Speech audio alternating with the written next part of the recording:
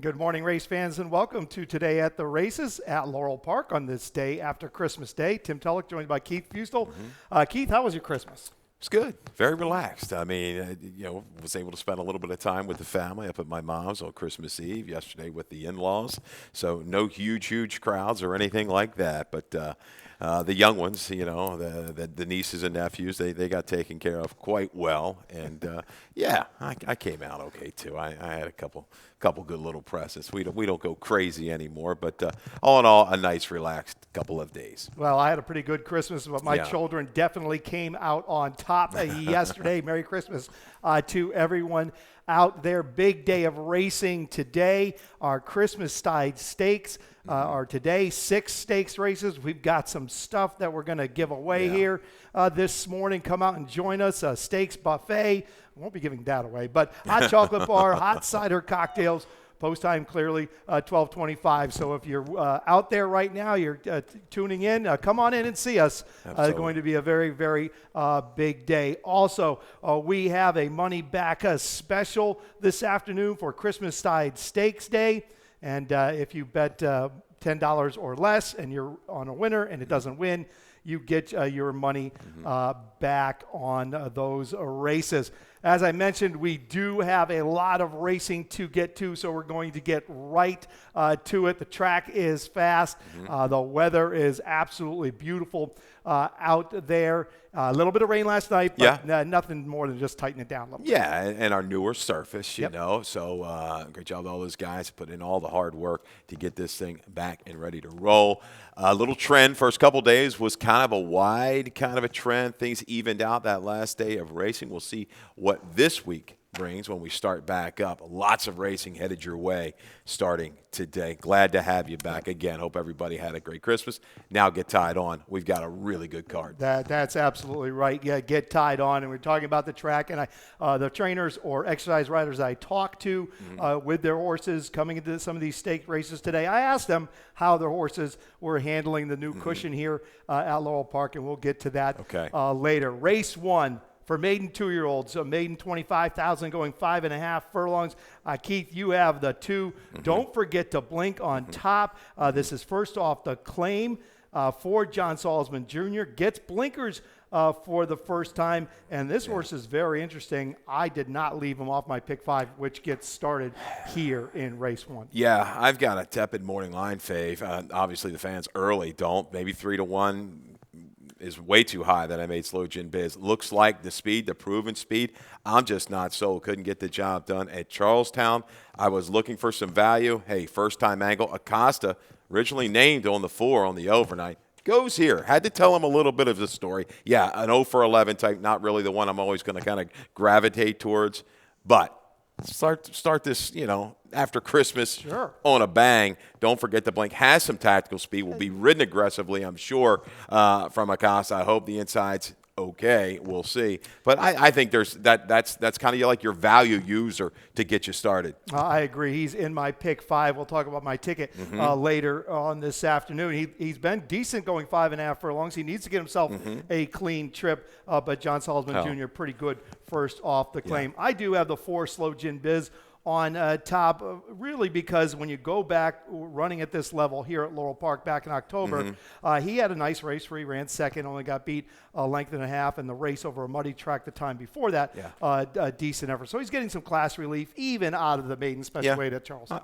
Agreed, and 4.5 at Charlestown is a different game than 5.5 here. They're rapid up there, right out of the gate, out of the chute. So you got to be really prepared if you're a horse. You can't miss a step, especially at the break. Yeah, I'll use that horse. I'm going to throw the 10 in, Just Praise. We have a little stat here. Another kind of a price user for O'Dwyer. Do we get that? There you go.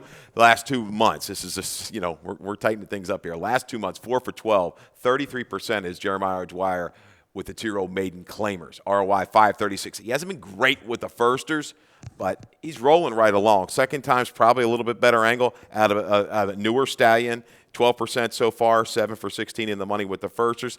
I tell you, the mare, bottom side, 2 winners from the family. They ran well early.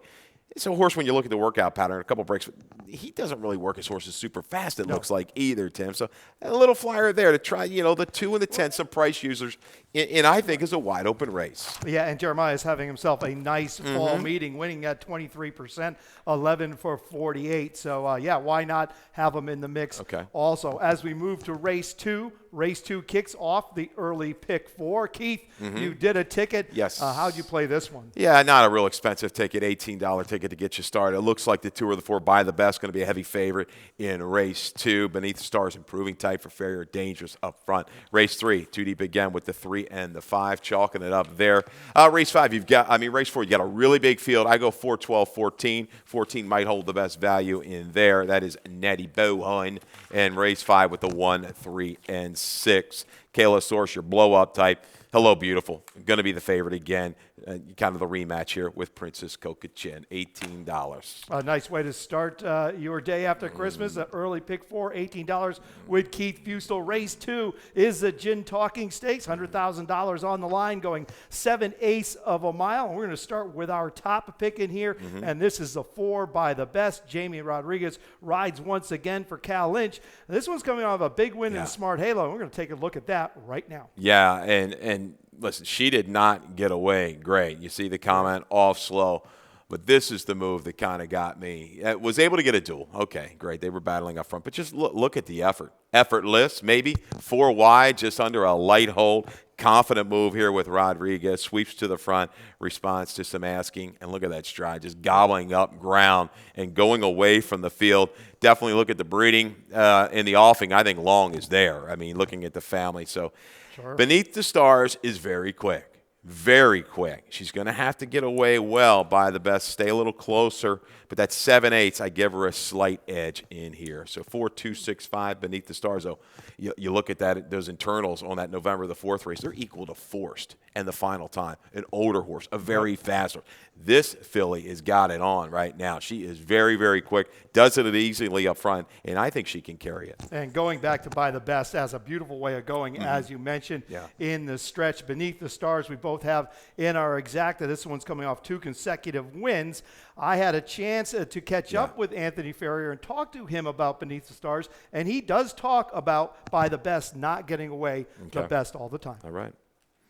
She's been training good, and everything points that she should, run against the state competition pretty good.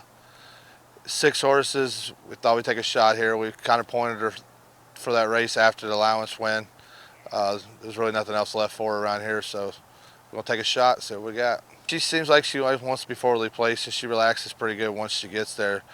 So on paper, there's not a lot of speed, but, everybody starts thinking there's no speed, and everybody goes. So hopefully it develops good, and, we get an easy lead and see how far we can take it. Well, it seems like that horse doesn't break very well, so hopefully she breaks bad again and she gets in a little trouble. But she seems like a nice horse, and she's the horse to beat.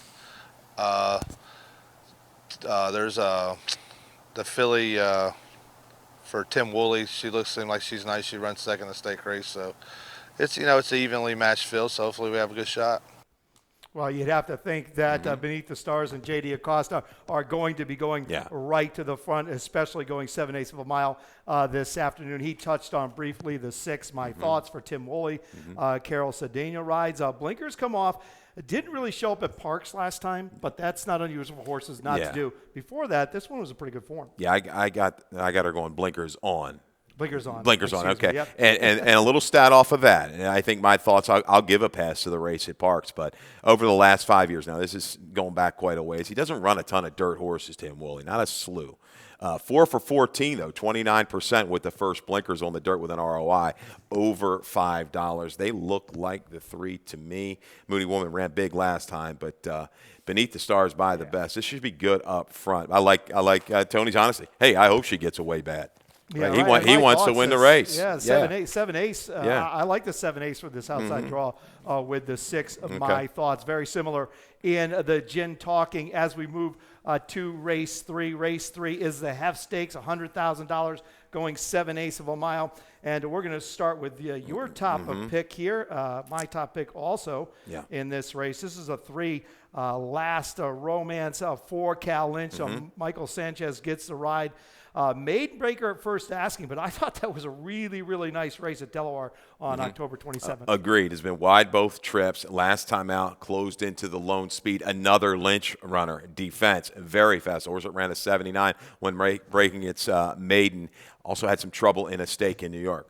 I like horses that can kind of close into that lone speed. I think they might be a little bit contentious up front, setting things up for a horse from mid-pack. Maybe Last Romance is the one I think is going to offer a little bit better price, obviously, than Life is Great. Only a maiden breaker, but really turning it. It looks like he turned a corner in New York. Beat a strong field last time, and 2 races back, right behind Mo Donegal, who won the Remsen. Here we go. Here's that race. Thanks, guys. Yep. The maiden breaking score, right, on November the 20th. And Life is Great. You got Franco still named to ride. No, Horacio, the rider Horacio Carmanos. Okay, good. I'm glad because I wanted to check that.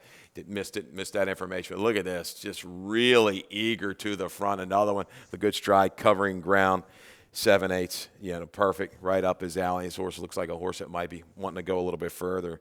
How about Tapiture? Tapiture kind of all over the place here today, the sire. Yeah, so could be a big day for that stallion. Life is Great. That was some really good company the last couple that he's faced. Yeah, that was a big race in that maiden race. What tipped the scales for me is just the consistency which Cal Lynch will bring his horses in. They win 2 in a row often. They tend to get, when they're good, they tend to even get better. I think that's maybe the case with the 3 Last Romance in the Heft Stakes today. 3-5, very, very similar for the both of us. As we move to race 4, this is for 3-year-olds and up. Never won 3 races or straight 3-year-olds. This does kick off the Rainbow Pick 6. We do have a bit of a carryover in the Rainbow Pick 6, just over $8,500, I believe. Do we have a board for that, Olivia? Or that's okay. We have a carryover over 8,000. We do have Callie's Francois ticket for the Rainbow Pick 6, and this is how she spreads it. She spreads here in race 4. Why not? I did the same thing on my early pick 5, 3, 4, 9, 12, and 14. Race 5, she uses the 3, Princess Kokachin, and of course the 6, Hello Beautiful. Race 6, which is a Dave's friend. She goes 4 deep there. The 4, 5, and the 6. The 4 where she told me to go for Brittany Russell. Race 7, she spreads here again. This is a race that I think is a bit of a spread race.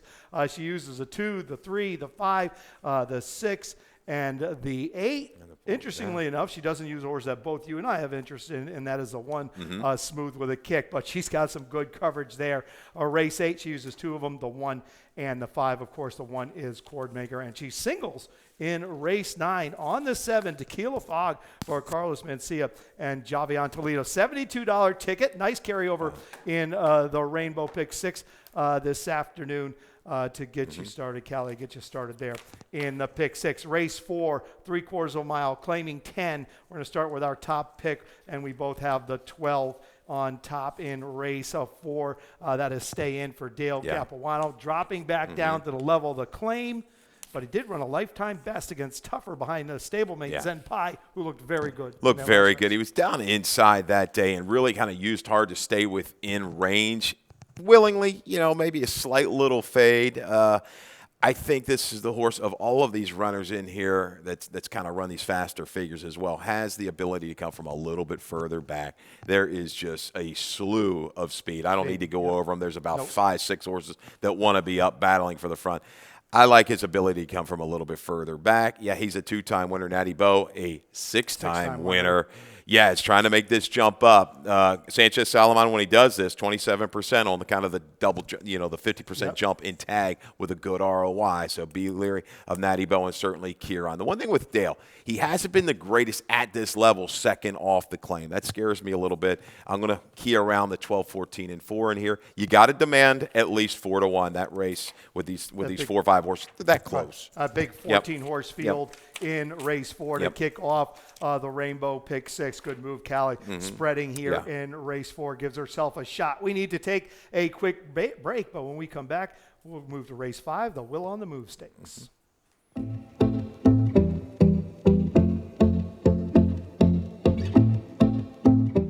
I have been around horses my entire life. I love every bit of it. I love helping the babies along the way. I love helping the older horses be more comfortable in themselves. I love seeing the babies develop from babies to racehorses. I love being there when they put it all together, when they win or when they find what they're supposed to do.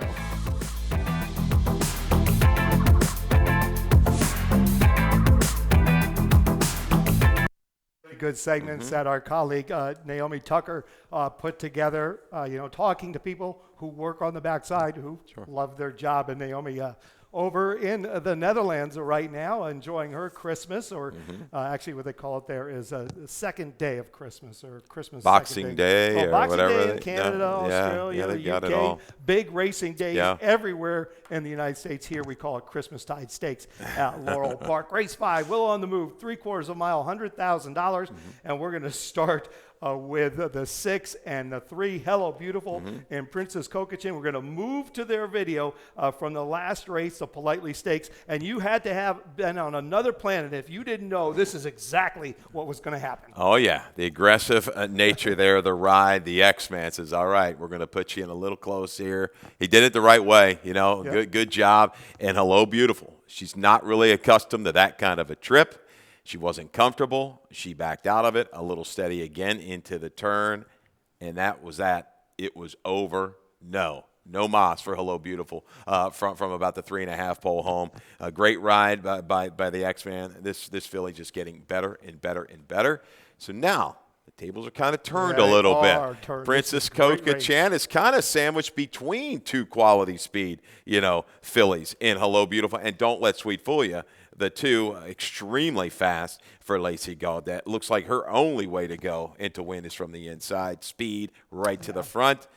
We got ourselves a horse race. We'll see if Hello Beautiful now can turn the tables and relax a little bit in that 3-wide trip. And I think it comes down to Javion Toledo. Javion Toledo's got to believe that Hello Beautiful does not have to tangle early. She's on the outside. Yeah. Last time there was a lot of speed to the inside of her. She just laid a little bit. Yeah, it was a half length off of it, 3/4 length off of it, but she's in clean air and she's not smothered. That's what she likes. I think Hello Beautiful probably gets a little bit of a setup.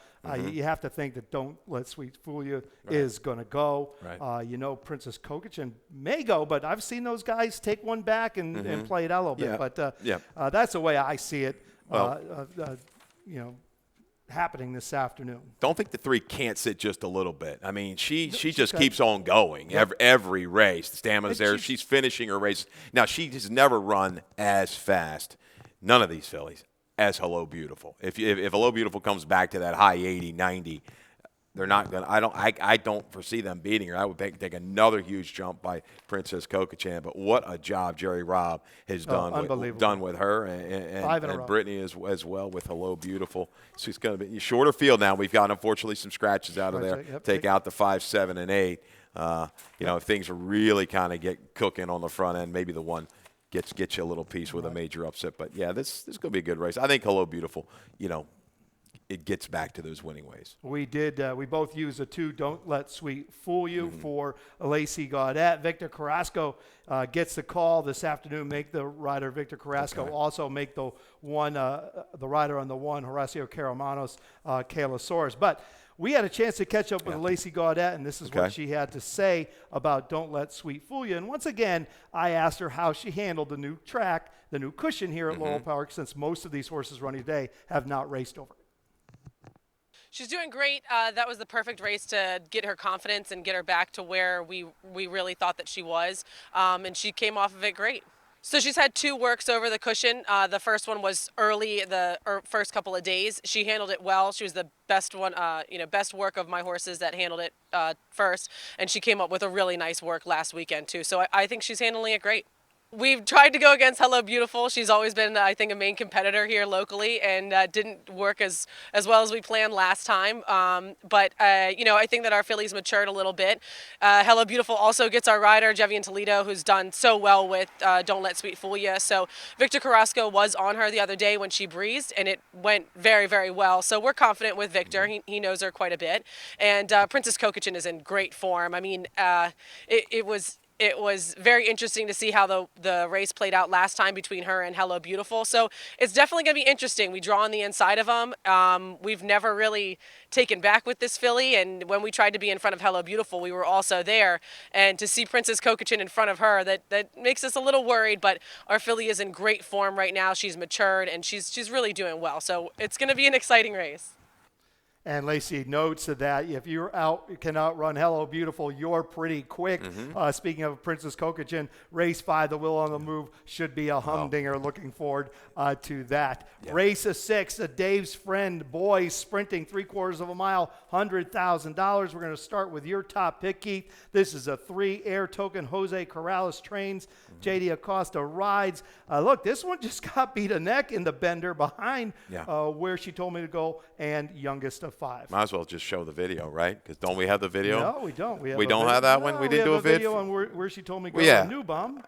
Okay. Well, let's go to the Force. Let's go to the Force video because Air Token was in there, right? Okay, so on the 26th. Air Token, what a job! And I think today with maybe a little bit more speed, that Air Token doesn't have to be as forwardly placed this afternoon. He has the ability to come from a little further back. He is just in top form. I give a slight edge to him. Slightest of edges. Yep. Gonna need everything to kind of go right for him. 3 for 4 going 3/4 of a mile with a second, so he's always there going 3/4 of a mile. I do have where she told me to go on top. We do have his video from November 26th. This is a defending champion of the Dave's Friend, but Air Token's right there next to him. Yeah, there you and looks like where she told me to go was ready to just kind of circle up and go away. He kind of gets up there, and then it's a grind from here. Air Token, just kept on going.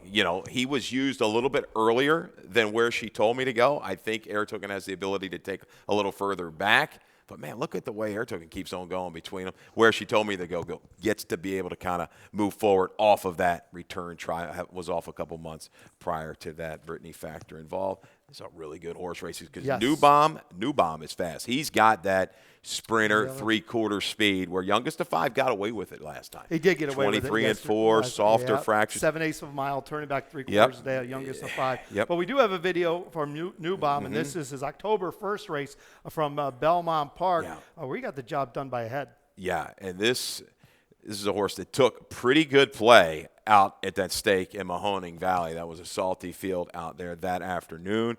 Had a little trouble, broke a little flat-footed, never really got onto. That's a funky track out at Mahoning Valley, But look, New Bomb, he's back here. He's back at 3/4. He can fight you on the front end as he does here. Cost Basis is a horse that came back to win. Another horse out of this race came back to win. They were in that kind of low 90, high 80 range. The winners. Look at this guy. He's going to battle you, okay? He's going to be sent. If he gets the lead, he's about a half length in front. He's not being, asked too much at the quarter pole. He's going to stay around, it looks like to me, through the stretch. Maybe get some outside pressure from Penguin Power. He's dangerous. Yeah, and what I loved about that video is he kept trying to stick his nose in front. Even though he's running, he kept moving his nose up in front. He certainly knows where the wire is. Yeah, youngest of 5 is not going to get away with it. No. He's going to have to work for the lead. The last 2 races, he's had the lead or close. They were going a mile and 7/8 of a mile. Today we go 3/4 of a mile. A very interesting renewal of the Dave's Friend. As we move to race 7, this is a carousel stakes, a mile and an eighth for fillies and mares, 3-year-old and upward. And we're going to start with your top pick, the 3, Kiss the Girl, who came up with a big race in her last start, November 7th. We're going to take a look at that right now. Kiss the Girl. There we Kiss the go. Girl, Yeah, and it's prompting foggy dreams. It would be a long shot in here. But you go back on Kiss the Girl's form. She's run well going around a ground. She's tactical, and I think when we talk about those now horses, this is the time to kind of come back into stakes company. Look at the way she kind of runs off from this field. I mean, she's running strong, running really hard through the final 3/16 of a mile. And Tim, breaking down this race, Artful Splatter looks like she's going to kind of get back to her forward ways. Sure. I think Kiss the Girl might be able to set up shop pretty close. I'm not concerned about the mile and an eighth either for this runner. She's going to have to improve a little bit, but not a ton to pull a mild upset. Well, she got the mile and eighth in her last race, but this is a filly who's been a stakes winner on the turf and the dirt. She knows how to get the job done. I do have the one Smooth with a Kick on top. This one's going first time for Brittany Russell, coming off a little bit of a break. And I spoke with Brittany about the one Smooth with a Kick. Yeah, we're going to show after we this, have a after video this about race. this one, too. This is the Keeneland race, right? Going Yes. back 3 races in October. Amazing after the kind of the subpar effort and the Twix that she got that this hard against this field. It's a pretty good field. Now, things went perfectly up front. A pretty strong duel up front. They went fairly quick, and she just took advantage of that and is able to kind of win it here. But off time, not really a major concern, but the distance, a mile and 1/8 is a little bit of concern. Probably 10, 12 weeks. She's doing great. She's been a pleasure since she came in. She's been very straightforward. She came in great shape from Niall Brennan down in Florida. So they had her on the work tab, and she had been training forwardly before I got her. So we kind of just got her right to it, and here we are. She went very well. Toledo liked it a lot. I mean, she's a big filly, you know, a little bit more surface doesn't seem to bother her. Maybe the only concern is, you know, a mile and 1/8 off of the time, but there's not much we can do about that. So I don't think the surface is an issue. I think she'll handle it well. Well, to be fair, with a filly like this, you don't have a ton of options. You're either a stake horse, you can't get a 3 other than to go. You know, we would have loved to have had a run into her before this, but you know, sometimes with timing and where you're at, you just have to take a swing, and she's trained well. She hasn't missed a beat. She's worked forwardly, so you know, we're just hoping that she shows up and runs a good race. And Brittany did mention, as you mentioned, a little concern about coming off a mile, having to go a mile and 1/8 off of this long of a layoff, but there's very few people who do it better off a long break than Brittany Russell, hitting it about 35%. Javion Toledo rides a Smooth with a Kick in the carousel. Little interest in the 4, both of us. You have the 4 Belle of the North in your exacta. We both do, actually. This one's stretching back out off a big win in the Safely Kept, going 7/8 of a mile. Look, she should be reasonably placed early in this event. You would think. She got a lot of talent. Second dam, I went back and looked. She won 1.25 miles on the turf. There you go. Maybe that's why they tried those races early on in her career back over the summer, June at Pimlico and at Delaware, and she didn't really kind of run that great. Now you look at her, how she's reversed form. Does she want to just go one turn and sprint? I don't know. But, man, she's showing a lot of talent. She ran in and closed into a lone speed type in Moquist in that race on the 16th. So, yeah, she's certainly moving in the right direction. It's a good time to try this right now. Exactly. She beat a nice horse in Fraudulent Charge who would come back and win, and she's going the right way. Over her past 3 starts, her figures are ascending. We always like to see that. That does the Carousel Stakes. As we move to race 8, the Robert Manfuso $100,000 going 9 furlongs this afternoon, and we are going to start with the 1. This is Cord Maker. You have this one on top in very good form. We're going to look at his race from November 2nd or 27th, and we're also going to speak to Matt McCarron, his exercise rider, right after this. I tell you, Cord Maker, you look at some of the other handicapping tools, people, and now you look at the form and his number. He's got to be one of the most consistent horses I have ever seen, on this circuit, Tim. And he's been able to go a mile and 1/8. It doesn't matter. He just runs his race. He fell into a perfect trip because that's the kind of horse he is. He's able to put himself in good spots. And this particular day, that duel developed past the 3/8, and he just pounced on these rivals, steadily going away. He sits another great He's come trip. out of his race fantastic. I couldn't be happier with him. He did his job well last time. Best thing of all is watching him prick his ears as Victor folded up and crossing the wire. Cord is a special child. He has his special routine. We get out there about 5:15 so he can have a little pick of grass, just sort of check everything out and figure out, he's boss. And then I basically hang on for dear life the rest of the morning. To be honest with you, the horse feels so good. You could probably train him over broken glass and you wouldn't know any better. He's just a true champion athlete, and he enjoys his job. He certainly seemed to adapt very well to it. I haven't seen any difference in his stride, the way he hits the ground, the way he moves, and his energy towards training. He still pulls my guts out, and I think he's adapted perfectly well. Matt McCarron, speaking of the new cushion here in Laurel Park and how Cordmaker is training over it. He has a nice work on December 18th, 101 and change, going 5/8 miles. He's a 3-time winner going a mile and eighth. And he might get the same time. Now, he's going to have to do it from the inside today, but he might get the same type of setup that he did in the Richard Small. Absolutely. Always dreaming. Always dreaming. Working on a dream. Working on a dream. The way he ran last time, popped away, was able to kind of control things, but took the pressure and held well. I mean, he's going to take that trip again. He's going to go right to the front. I think he can hang around.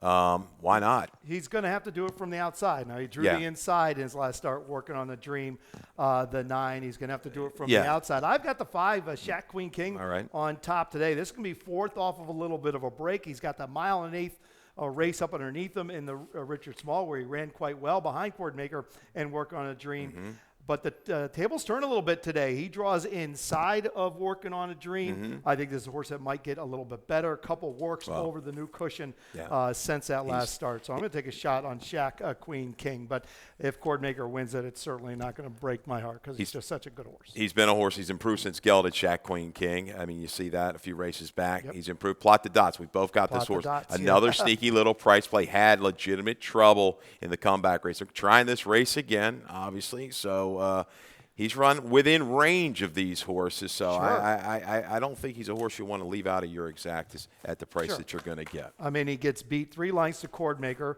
Galerio, and Dixie Draw. And we know what Cordmaker's done. And Dixie Draw and Galerio were both winners out of that race 2 starts ago. Race 9, fillies and mares, 12-5, 5.5 furlongs. And look at this. We both have the 4 Joyful Noise on top. I like this old mare today. I think she likes 5.5 furlongs, and she's in relatively good form. It's kind of a wide open nightcap. We're a little short on time. I just said the other day, Joyful Noise, if she gets back to 5.5, I'm taking her. There you go. She's back at 5.5. She kind of made a kind of an early premature move last time, hung out wide, tried to be aggressive. I don't terribly fault the ride, but 5.5, I think, hits her perfectly. 4-6 for Keith in the nightcap, 4-3 for myself as we move to lightning round today. And we're going to take a look at what we have coming up next week.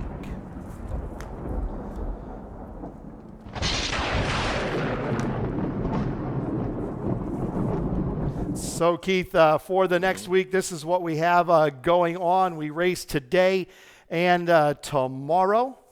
And do we have that board? There we go. We race today and tomorrow, and then we race Thursday and Friday, December 30th, and New Year's Eve. Come out and spend New Year's Eve with us. What could be better? There you go. 12:25 post on all 4 of these days coming up over the next week. And then, of course, we move into the new year. Next Saturday, a week from today, we will be racing on New Year's Day, Saturday, and the day after Sunday, January 2nd. Absolutely. We had some Thursdays in January, so pay attention to the schedule.